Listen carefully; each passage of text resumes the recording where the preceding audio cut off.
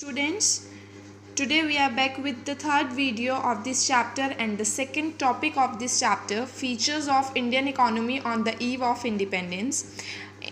Independence के वक्त हमारे इंडियन इकोनॉमी के क्या क्या फीचर्स थे वो हम इस टॉपिक में पढ़ने वाले हैं.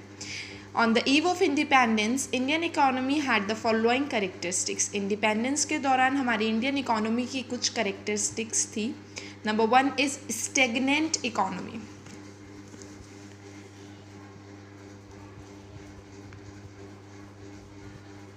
Stagnant economy. What is stagnant economy? It means rigid economy. रुकी हुई इकोनॉमी. हमारी इंडिपेंडेंस के वक्त जो इकोनॉमी थी वो स्टेगनेंट इकोनॉमी थी. इट मीन्स जो हमारी पर कैपिटा इनकम थी वो बहुत लो थी. हमारी इनकम नहीं थी या फिर बहुत कम थी. हमारी इकोनॉमी की ग्रोथ भी बहुत ज़्यादा कम थी. पॉपुलेशन बहुत ज़्यादा थी और वह सारी पॉपुलेशन पुअर पीपल थे. पॉवर्टी में जीती हुई पॉपुलेशन थी. We had the low per capita income. लो पर capita income, low growth. The first point is stagnant economy. These are the features of Indian economy on the eve of independence. The second is backward economy. हमारी जो economy थी वो backward economy थी independence के वक्त. इसका मतलब यही है कि जो पॉपुलेशन थी वो बहुत ज़्यादा पुअर थी और हमारी जो इकोनॉमी थी उसमें पर कैपिटा इनकम बहुत ज़्यादा लो थी और अनएम्प्लॉयमेंट बहुत ज़्यादा नंबर में थी. बहुत ज़्यादा जो अनएम्प्लॉयमेंट थे बहुत ज़्यादा इंक्रीज्ड थी. उसको कम करना बहुत डिफ़िकल्ट टास्क बन चुका था.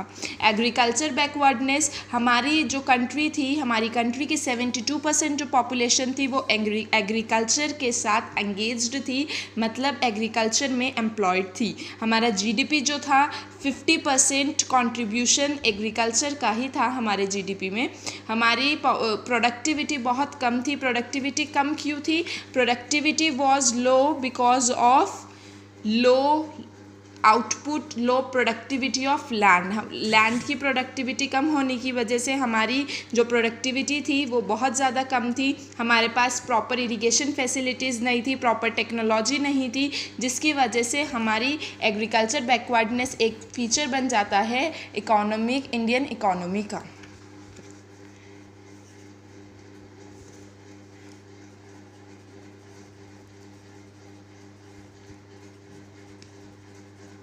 Backward economy.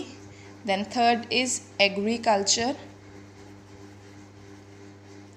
backwardness. Then the fourth point is industrial backwardness.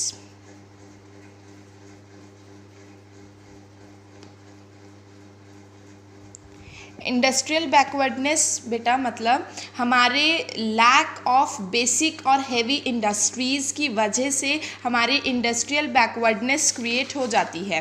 Lack of basic and heavy industries, technology का लैक था. हमारी जो स्मॉल स्केल इंडस्ट्रीज़ थी वो सभी ख़राब हो चुकी थी, उन सबको डिस्ट्रॉय कर दिया गया था. हमारी जो मशीन्स थी वो बहुत अच्छी टेक्नोलॉजी की नहीं थी. हमारे जो कैपिटल गुड्स की जो रिक्वायरमेंट थी वो इंडियन इंडस्ट्रीज़ जो हैं वो टोटली किस पे डिपेंड हो गई थी? इंपोर्ट्स पे डिपेंड हो गई थी. जो इंपोर्ट्स आता था ब्रिटेन से, क्योंकि जो ब्रिटिशर्स थे वो हमारी कंट्री को as a raw material exporter use करते थे और अपनी कंट्री को as a finished good importer use करते थे.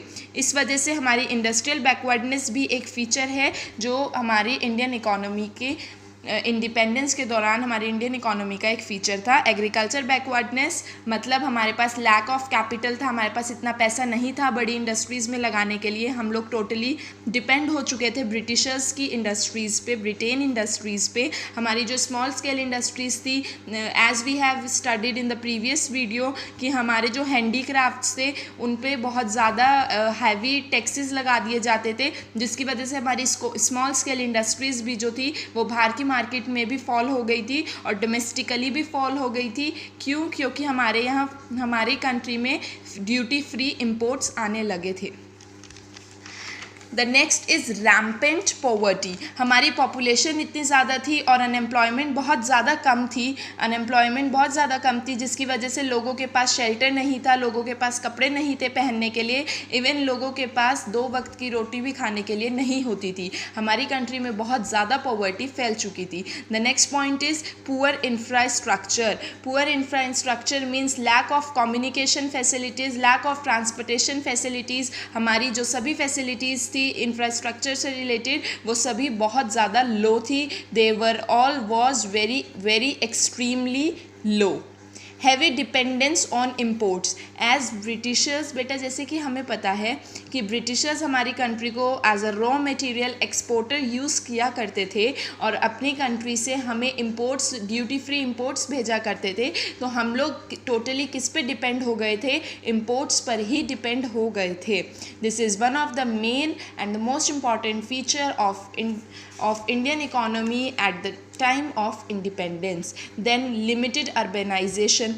Most of the population of our country basically dependent on agriculture, as we have studied in this point, agriculture backwardness. Nearly 72% of the country's working population was engaged in agriculture. हमारी country की 72 population जो है agriculture पे based होती थी, तो हमारी urban area में बहुत कम लोग रहते थे और एग्रीकल्चर पे हमारा इतने ज़्यादा हमारे पास फैसिलिटीज़ नहीं थी, हमारे पास अच्छी टेक्नोलॉजी नहीं थी, इरिगेशन फैसिलिटीज़ इतनी अच्छी नहीं थी कि हम लोग उस चीज़ से बाहर निकल पाते। जो रूरल पॉपुलेशन थी वो सारी जो अपॉर्चुनिटीज़ होती थी एग्रीकल्चर से बाहर वो सब वो लोग लैक कर देते थे।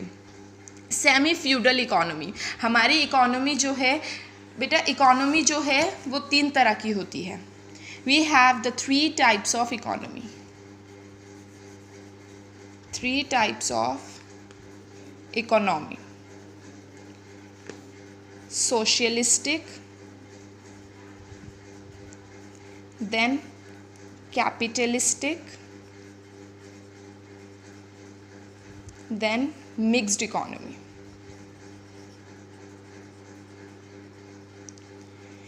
Socialistic का मतलब होता है the economy which is majorly depend on the government, on the state, जिसमें social welfare होता है। The capitalistic means profit making. Private sector के हाथों में जो इकोनॉमी होती है वो आपकी कैपिटलिस्टिक इकोनॉमी होती है, और मिक्स्ड इकोनॉमी होती है जिसमें आपके कैपिटलिस्टिक और सोशलिस्टिक दोनों आ जाते हैं, that is known as mixed economy.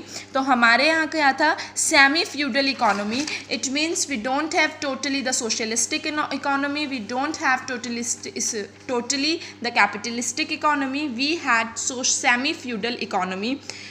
On the eve of independence, Indian economy was neither wholly feudal nor a capitalistic economy. ना ही हमारी जो कंट्री थी वो टोटली गवर्नमेंट पे डिपेंड करती थी और ना ही हमारी कंट्री टोटली प्राइवेट सेक्टर के हाथों में थी। It was a mixed economy और a semi feudal economy. Semi feudal economy को बेटा क्या बोला जाता है? मिक्स्ड इकोनॉमी बोला जाता है। It means it was halfly dependent on capitalistic as well as it was half socialistic economy. हमारी जो कंट्री की इकोनॉमी थी वो सेमी फ्यूडल इकोनॉमी थी। It means it was a mixed economy at the time of independence. Then the 10th point is colonial economy.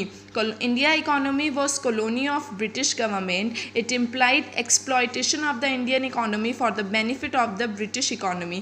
Colonial economy, colonial का मतलब क्या होता है बेटा? जो ब्रिटिशर्स हमारे ऊपर रूल कर रहे थे, तो ब्रिटिशर्स जो थी उनकी colonial economy थी, वो हमारे इंडिया, हमारी कंट्री को क्या कर रहे थे?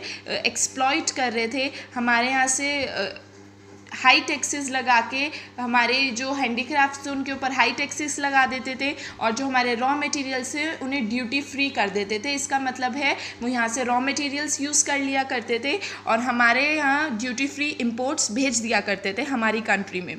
British government curved domestic industry by imposing heavy taxes. उन्होंने हमारी डोमेस्टिक कंट्री को डोमेस्टिक इंडस्ट्रीज़ को बहुत ज़्यादा हार्म कर दिया था, डिस्ट्रॉय कर दिया था। उनके ऊपर हैवी टैक्सेस लगा के उन्होंने इंडियंस को फोर्स कर दिया था that they should by the British goods.